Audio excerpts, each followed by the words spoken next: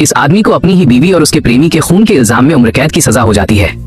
दरअसल ये आदमी अपनी बीवी को उसके प्रेमी के साथ रंगरेलियां मनाते हुए देख लेता है।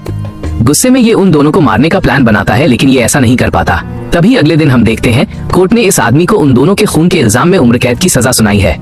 आगे हम देखते हैं जब उसे जेल में ले जाते हैं तो एंडी कुछ दिनों तक तो किसी से कोई बात नहीं करता, लेकिन धीरे धीरे एंडी की दोस्ती कुछ लोगों से हो जाती है और उन सब में एंडी का सबसे खास दोस्त होता है एलन। दरअसल एलन भी उम्र कैद की सजा काट रहा होता है और जेल में उसे पूरे 40 साल हो चुके थे। उसकी पूरे जेल में बहुत अच्छी बातचीत होती है। एलन कुछ पुलिस वालों को रिश्वत देकर अपनी जरूरत का सामान मंगवाकर अंदर जेल में लोगों को दोगुने दामों में बेचता है। तभी एंडी एलन को कहता है, मुझे एक 6 इंच लंबी हथौड़ी चाहिए। लेकिन शुरू में तो एलन को लगता है कि एंडी जेल से भागने का प्लान बना रहा है, लेकिन जब एंडी एलन को बताता है कि उसे पत्थरों से मूर्ति बनाने का शौक है और हथौड़ी देखकर तुम्हें समझ आ जाएगा कि वो हथौड़ी जेल तोड़ने के लिए नहीं है, तो एलन भी मान जाता है। दरअसल एंडी बाहर बहुत ही जाना माना बैंक मैनेजर होता है और काले पैसों को सफेद कैसे करना है उसे इसकी भी बहुत जानकारी होती है। तभी हम देखते हैं कि एंडी को कुछ लोग जेल में हर रोज परेशान करते हैं और उसकी जमकर धुलाई भी करते हैं। तभी एंडी की जिंदगी में एक नया मोड़ आता है।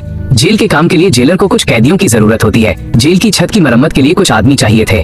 फिर एलन एक पुलिस वाले को अपने दोस्तों के नामों की लिस्ट देता है और काम के लिए एंडी और एलन के साथ उनके दोस्तों को भी सिलेक्ट करते हैं। तभी छत पर काम करते समय कुछ पुलिस वाले आपस में बात कर रहे होते हैं और एंडी भी उनकी बात सुन रहा होता है।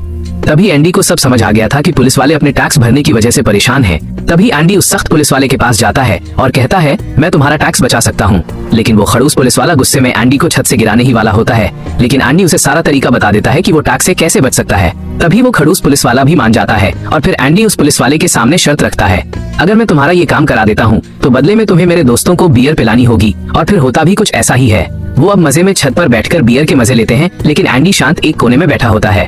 तभी उसका एक दोस्त उसे पीने के लिए बोलता है, लेकिन एंडी मना कर देता है और फिर वो पुलिस वाला बाकी पुलिस वालों को भी एंडी के पास भेजता है।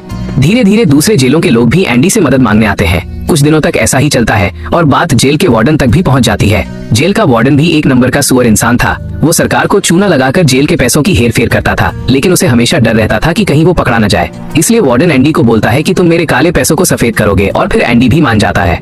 और धीरे धीरे एंडी अपने प्लान पर भी काम करता रहता है, जिसकी किसी को भी भनक तक नहीं होती और उसे जिस चीज की जरूरत होती उसे वो आसानी से मिल जाती थी। इधर वार्डन भी एंडी को लाइब्रेरी में ब्रूक्स नाम के एक बूढ़े आदमी के साथ काम करने के लिए भेज देता है, क्योंकि कुछ ही दिनों में उस बूढ़े आदमी को पैरोल पर छोड़ दिया जाता। इसलिए वार्डन ने अपना दिमाग लगाकर एंडी को बूढ़े के साथ काम करने के लिए बोला। और फिर कुछ दिनों बाद ब्रूक्स नाम का जो बूढ़ा आदमी था उसे एक आदमी खबर देता है कि तुम रिहा होने वाले हो। लेकिन ये सुनकर बूढ़ा आदमी गुस्से में उसी आदमी की गर्दन पर चाकू रख देता है, क्योंकि उस आदमी ने अपनी जिंदगी के 50 साल जेल में बिता दिए थे और वो इस बात से परेशान था कि इस उम्र में वो जेल से बाहर जाकर क्या ही करेगा। न तो उसका कोई परिवार है बाहर और न कोई उसका दोस्त, उसे तो बस जेल की ही आदत लग चुकी थी।